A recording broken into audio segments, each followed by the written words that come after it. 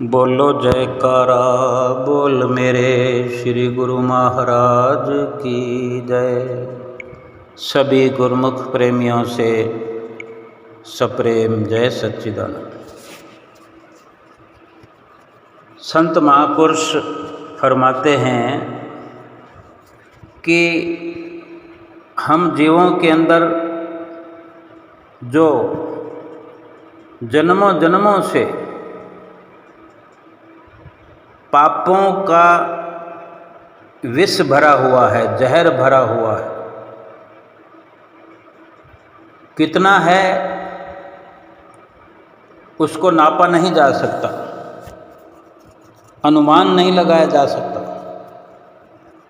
अथाह है, जैसे समुद्र के पानी को नहीं नापा जाता, समुद्र की गहराई को नहीं नापा जाता, इतने ही जन्मों जन्मों के पाप हमारे अंदर भरे हुए हैं, जहर बन के फैला हुआ है हमारे अंदर पापों का असर, पापों का जहर।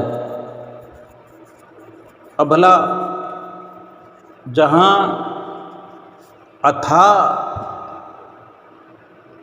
कुछ भी हो, अथाह गहराई हो या अथाह पाप हों जिनकी गिनती ना हो, अनगिनत हों, उसको समाप्त करने में, वहाँ पर साफ सफाई करने में कितना समय लगेगा, वो भी अथाह होना चाहिए। लेकिन हमारा जीवन तो छोटा है, बहुत ही छोटा है। विचार करो कि अनेक जन्मों, जन्म जन्मांतरों जो हमने पाप किए, अधर्म किए, बुराइयां की, निंदा की, चुगलियां की,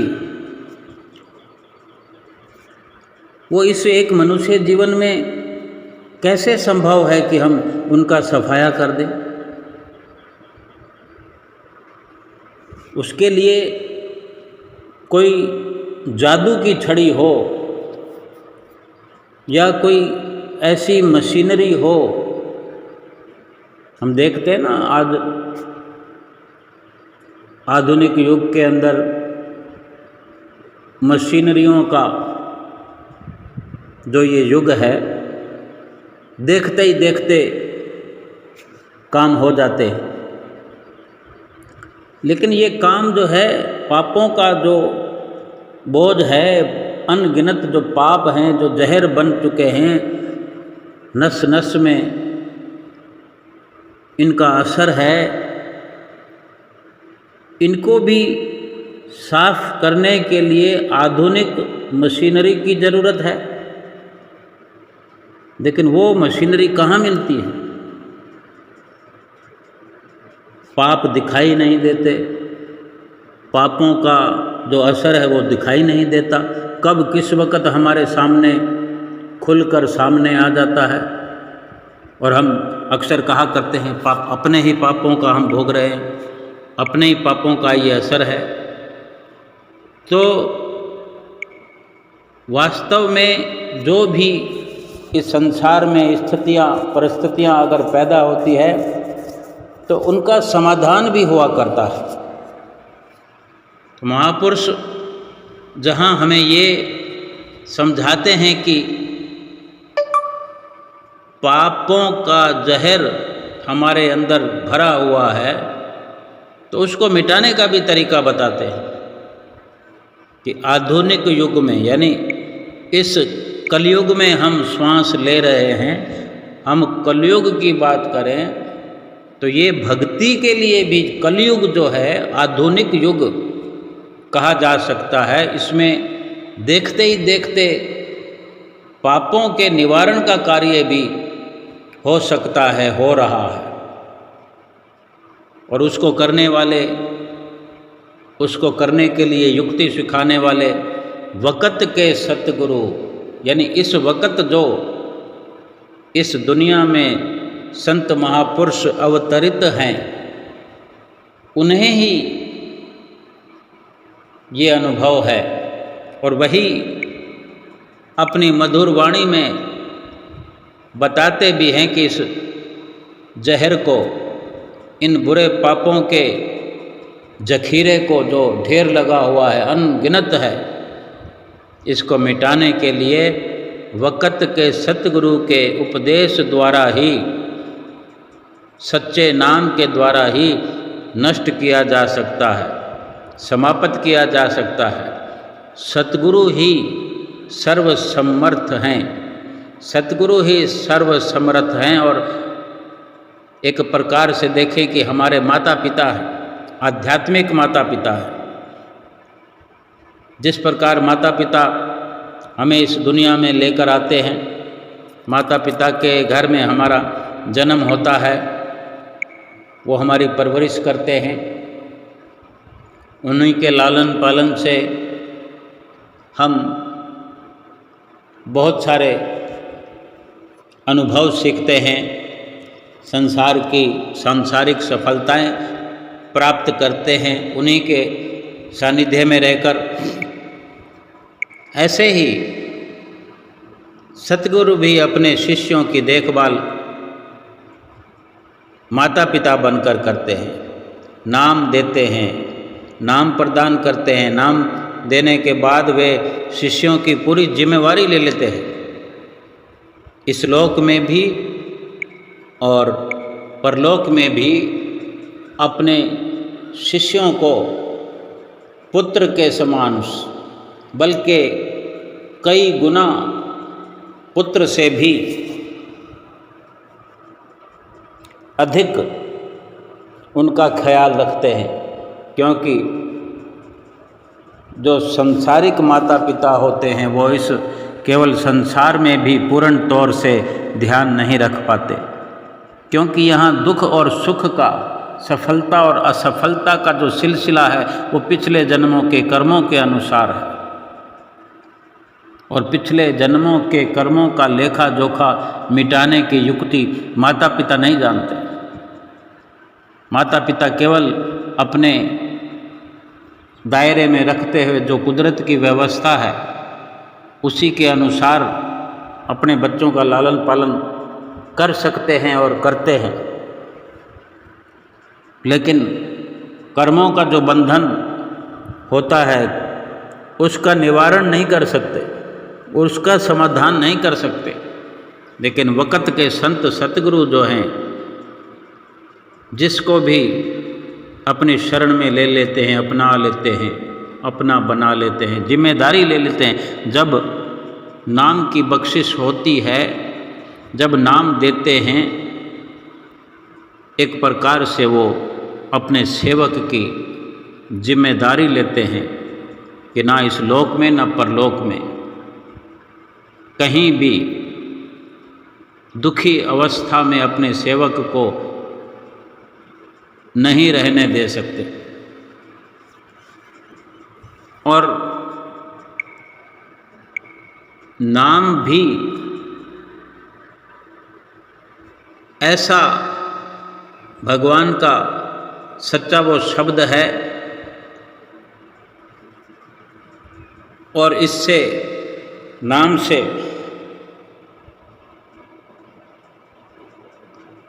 कैसे पाप कर्मों को मिटाया जा सकता है, काटा जा सकता है, नष्ट किया जा सकता है, ये वक़्त के सतगुरु जो हैं युक्ति बता करके,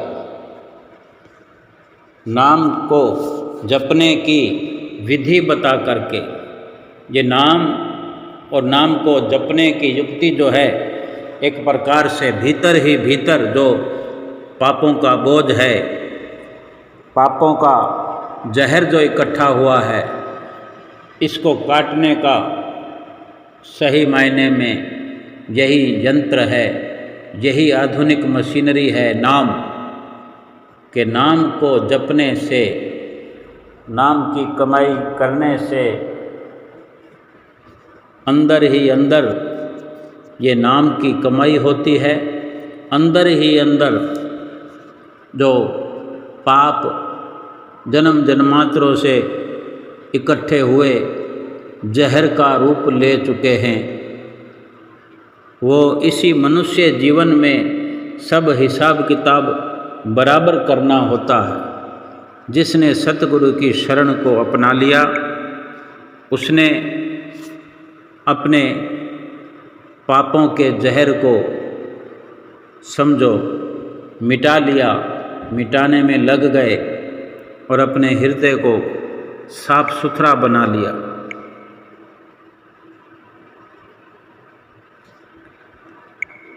अगर इंसान ये जीव अपनी मर्जी से, यानी जब तक सतगुरु की शरण में नहीं आता, अपनी मर्जी से अगर इन पापों को मिटाने का प्रयास करेगा तो ये हमारी आयु जो है, उम्र जो है 100 साल की भी अगर पूरी हमें मिल जाए, 100 साल की भी हम उम्र पा लें, तो भी ये पापों के बोझ को मिटाने में कम से कम हो जाएगी, कम पड़ जाएगी। पूरी उम्र में भी हम नहीं मिटा सकते। क्यों? कि पापों का बोझ हम अपने भीतर लिए हुए हैं और हमारी समझ भीतर जाने की तो है ही नहीं। हमने जब से आँख खोली है, संसार में हमने जब जन्म लिया है, जब से,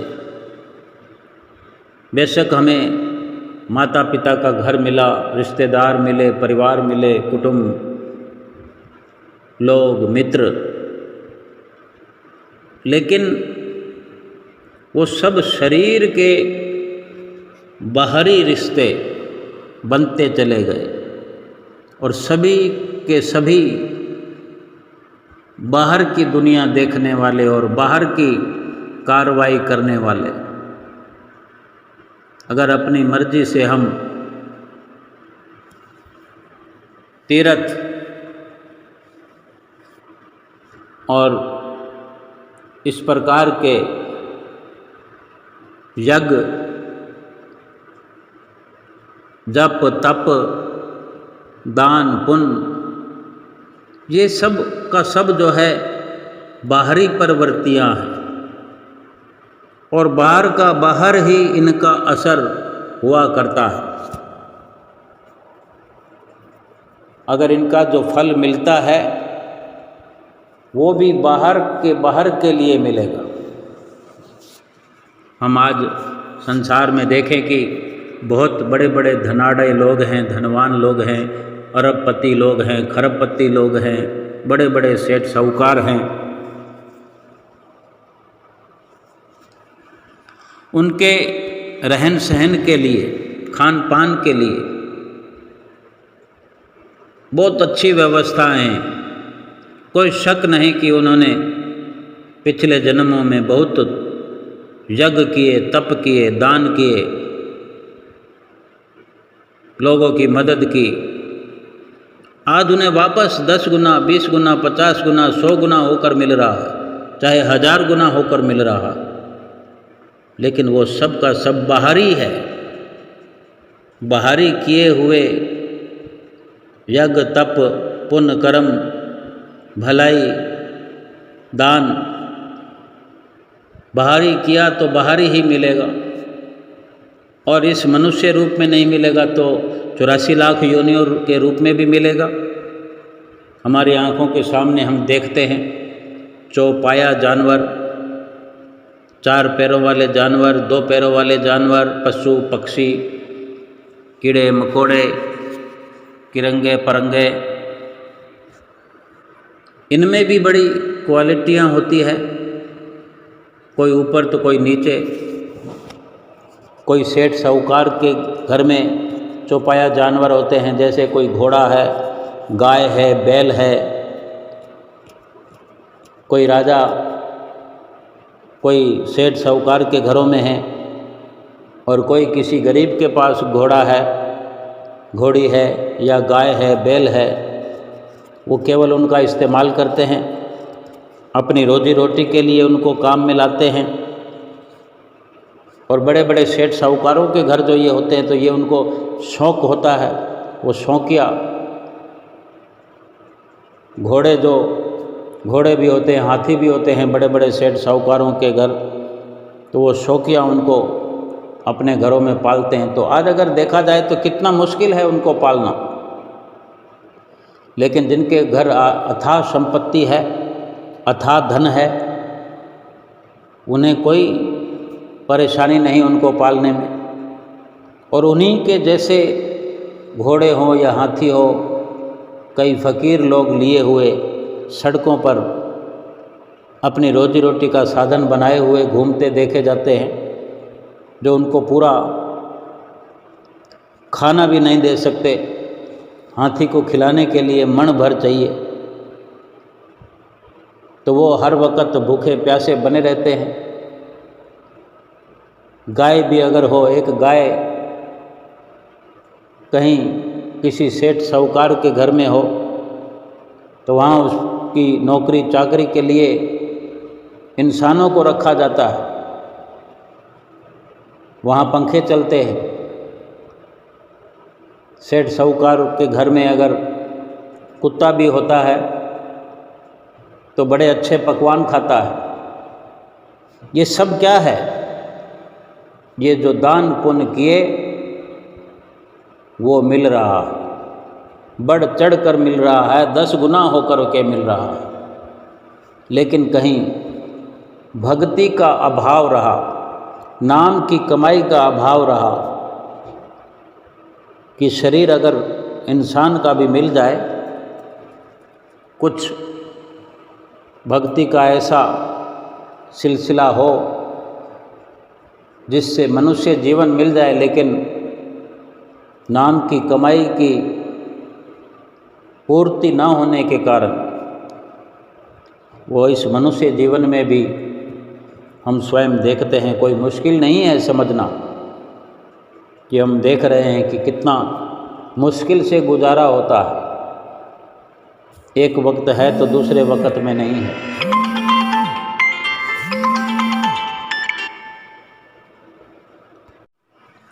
ये सब जो भी हो रहा है, ये हमारी अपनी ओर से जो व्यवस्थाएं हम करते हैं, अपनी मर्जी से, अपने संयम से, अपनी अकल और बुद्धि से, ये अधूरापन है। क्योंकि जो सुधार हमको करना होता है, जो भक्ति करनी होती है, वो भक्ति अंदरूनी जहाँ ज़रूरत होती है, और हम बाहरी आडंबरों में लगे रहते हैं। और जब तक अंदर से सुधार नहीं होगा, जब तक हृदय जो पापों से मलिन है, पापों से भरा हुआ है, जहर जो अंदर भरा हुआ है, वो बाहर सफाई करने से अंदर का जहर कैसे साफ होगा? अपनी मर्जी से इंसान कोई भी यत्न करके अंदरूनी हृदय की सफाई करके वहाँ भक्ति नहीं भर सकता जहाँ पर पाप भरे हुए हैं। ना तो पापों को मिटा सकता है, कितना मिटाएगा? यज्ञ तप ये करके जिसका बड़े बड़े आडंबर दिखने पर भी उसका छोटे से छोटा लाभ होता है। हमने वो जो पांडवों ने यज्ञ किया, जहाँ द्रौपदी का जिक्र आया, जहाँ वो ऋषि को, महर्षि को भोजन कराना था, और महर्षि आए और सभी प्रकार का भोजन एक साथ मिला लिया और खाने लगे, तो जहाँ सफलता मिलनी थी, घंटा बजना था यज्ञ की सफलता का, तो यज्ञ करवाने वालों ने मन में ये विचार कर लिया कि ये कैसा ऋषि है, इसको खाने की भी समझ नहीं है। यानी जिसको बुला करके, जिसको भोजन करा के हमने यज्ञ की सफलता प्राप्त करनी थी भगवान श्री कृष्ण के कहने पर, उसी के बारे में हमने संदेह किया, उसी की गुणवत्ता के बारे में हमने सवालिया निशान खड़ा किया, और वो घंटा नहीं बजा। इतना किया कराया, थोड़े से अपने अंदरूनी भाव के कारण, ये अंदर और बाहर की हम चर्चा कर रहे हैं, भीतर से ऐसे विचार हुए, बाहर से तो हम भोजन करा रहे हैं, आदर सम्मान चल रहा है, यज्ञ हो रहा है, कितना धन खर्च हुआ, कितना समय लगा, लेकिन सफलता तो कुछ भी नहीं। और फिर जब भगवान श्री कृष्ण के सामने असफलता की बात रखी तो भगवान श्री कृष्ण ने बता दिया कि ये कारण रहा है। फिर से महर्षि को बुलाया जाए, और महर्षि कोई आसानी से थोड़ी आते हैं, वे भी जानते थे कि क्या हुआ, आने से मना कर दिया। तब द्रौपदी जो कुछ सत्संग के भाव को, सत्संग और भाव जो हैं अपने भीतर हुआ करते हैं। सत्संग में तो सभी हम जाते हैं, लेकिन भाव अगर सत्संग का ना हो, विचार सत्संग के ना हो, तो केवल सुनने सुनाने वाला सत्संग तो बाहरी होता है। जिसको अंदर और बाहर का भेद समझ में आ जाता है वो सतगुरु का सेवक हो सकता है, और ये समझ सतगुरु की चरण शरण में मिलती है कि हाथों पैरों से जो कुछ भी करें, लेकिन भीतर की बनावट का जो बहुत बड़ा कार्य होता है अंदरूनी, वो अपनी सुरती को बाहर से हटाकर अंतर्मुखी करना, ये सतगुरु की शरण में ही मुमकिन है कि ये ज्ञान मिलता है, ये करने वाली शिक्षा मिलती है। कथने वाला तो बाहर जितना मर्जी आडंबर हम करते रहे। तो वो द्रौपदी के जाने पर भी जब मना करने लगे ऋषि, तब द्रौपदी ने सत्संग का 2 लाइन सुना दिया कि ऐसा वर्णित है शास्त्रों में। ऋषि के आगे, जब महर्षि के आगे विनती कर रही हैं उनको बुला लाने के लिए, क्योंकि यज्ञ की सफलता चाहिए। अब हमें समझने की बात है कि जब इंसान बाहरी यज्ञ करता है, बड़े बड़े आडंबर, कितने असंख्य लोगों को, अनगिनत लोगों को बुलाकर भोजन कराया जाता है, दान पुण्य किया जाता है, दक्षिणा दी जाती है, लेकिन उसका लाभ कितना होता है हम समझें। क्या कहा द्रौपदी ने? संत को बुलाने के लिए, ऋषि को बुलाने के लिए क्या निवेदन किया? उन्हीं से संबोधित करते हुए कि महाराज, शास्त्रों में तो ऐसा वर्णित है, उसी तरह मैं भी विनती आपसे कर रही हूँ। और विनती करने लगी, संत मिलन को जाइए, तज माया अभिमान, एक एक जो पग धरे, 100 यज्ञ समान। ऐसा वर्णन करने पर, ऐसी विनती करने पर संत महर्षि वो कुछ नहीं बोले और उठ खड़े हुए और तुरंत साथ में चल दिए। और दोबारा भोजन करने पर अपने विचारों का वहाँ पर परिवर्तन हो गया, तो घंटा बज गया और यज्ञ सफल हो गया। ये एक यज्ञ सफल हुआ, लेकिन द्रौपदी ने क्या कहा कि संत मिलन को जाइए, तज माया अभिमान, एक एक जो पग धरे, 100 यज्ञ समान। देखो वहीं एक यज्ञ हो रहा है, और उसी यज्ञ के अंदर ये द्रौपदी ऐसा जिक्र कर रही है कि एक पग धरने पर 100 यज्ञ का फल मिलता है। तो एक पग की कीमत भारी है। अगर सत्संग यानी संतों को मिलने के लिए जाएं, सत्य का संग करते हुए जाएं, माया और अभिमान को तज करके, माया और अभिमान से, गरूर से खाली होकर के जाएं।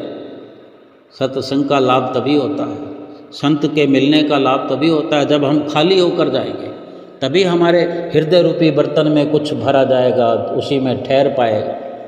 अगर हम अपनी करनी, अपनी मर्जी, अपनी मन की चलाते रहेंगे तो फिर ये लाभ नहीं हो पाएगा। यज्ञ जो भीतर का सफल करने की सामर्थ्य रखता, वो सतगुरु का सेवक हो सकता है। अपनी मर्जी से जब तक हम करते रहेंगे, जन्म मरण का चक्कर समाप्त नहीं होगा। और जब सतगुरु की शरण हासिल करके नाम की कमाई करने का हम तरीका सीख लेंगे, युक्ति सीख लेंगे, सतगुरु की चरण शरण में रह कर के अपनी मर्जी को समाप्त करके सतगुरु के दास बन जाएंगे, सतगुरु के दासों के दास बन जाएंगे और नाम की कमाई भीतर ही भीतर करते हुए किसी को पता नहीं लगे। और उसका असर नाम की कमाई का ऐसा ही होता है कि एक एक पग रखने से, यानी एक एक श्वास में नाम जपने से, वो भी परम संत कबीर साहब जी ने निर्णय दिया है कि कहता हूँ कह जात हूँ, कहा बजाऊँ ढोल, श्वासा खाली जात है तीन लोक का मोल। कि एक श्वास के अंदर जो नाम जपते हैं, एक श्वास में नाम की कमाई करने पर तीन लोक की संपदा के मालिक बन जाते हैं। और हम तो दुनिया में अगर हम नज़र मारें सतगुरु की चरण शरण के बिना, पच पच के मरता है इंसान। एक भवन बन जाए दुनिया में, एक मकान बन जाए, एक दुकान बन जाए, ज़्यादा बन जाए तो 2 4 5 10 बंगले बन जाएंगे, 100 बंगले बन जाएंगे। लेकिन परम संत कबीर साहब जी की एक वाणी के अंदर एक श्वास का क्या जिक्र है? श्वासा खाली जात है तीन लोक का मोल। एक श्वास भी अगर सुमरन से खाली जा रहा है तो तीन लोकों की संपदा का नुकसान हर श्वास में हो रहा है। और जिस श्वास में नाम जप रहे हैं, जो श्वास खाली नहीं जा रहा, नाम को जपे हुए श्वास खर्च हो रहा है, तो समझो तीन लोक की संपदा एक एक श्वास में एकत्र हो रही है।